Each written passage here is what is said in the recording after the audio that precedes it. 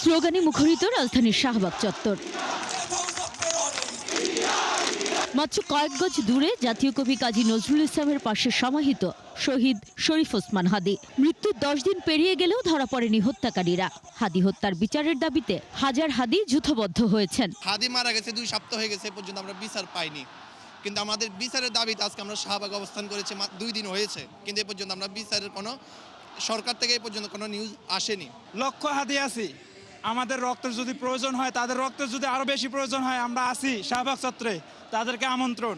খুনের বিচার হোক, আমরা রাজপথ ছাড়বো না, বাচ্চা নিয়ে হলেও আমরা থাকবো। হাদীর সতীর্থ ঢাকা বিশ্ববিদ্যালয়ের রাষ্ট্রবিজ্ঞান বিভাগের শিক্ষার্থীরা জড়ো হচ্ছেন আন্দোলন স্থলে। হাদী ভাইয়ের বিচার চাওয়ার জন্য এসেছি, এটাই আমার জন্য ভোট। কারণ হাদী ভাইয়ের বিচার চাওয়াটা এই মুহূর্তে আমার কাছে সবচেয়ে বড় ভোট। এখন পর্যন্ত হাদী ভাইয়ের মৃত্যুর পরে 10 দিন আজকে, এখন পর্যন্ত আমরা কোনো বিচার পাই নাই। আমরা বিচারের দাবিতে রাস্তায় নামছি। হাদী যেদিন মারা যায়, আমি আমার ছেলের নামকরণ করে নিয়েছি ওসমান হাদী নামে। হাদী বিভিন্ন বক্তৃতায় বলেছিলেন তিনি মারা গেলে পরবর্তী প্রজন্ম বাংলাদেশের জন্য লড়াই করবেন। তার প্রতিফলন দেখা যায় শাহবাগে। হাদী ভাইয়ের সাথে আমার রমনা দেখা হয়েছিল, তিনি আমাকে আদর করেছে, এটাই আমার স্মৃতি।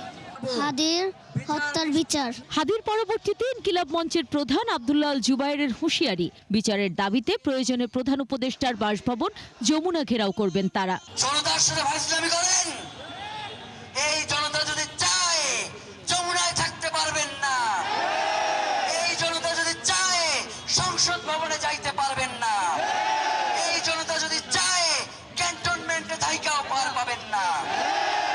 চলতি মাসের 18 তারিখ সিঙ্গাপুরে চিকিৎসাধীন অবস্থায় মৃত্যুবরণ করেন শরীফ ওসমান হাদী।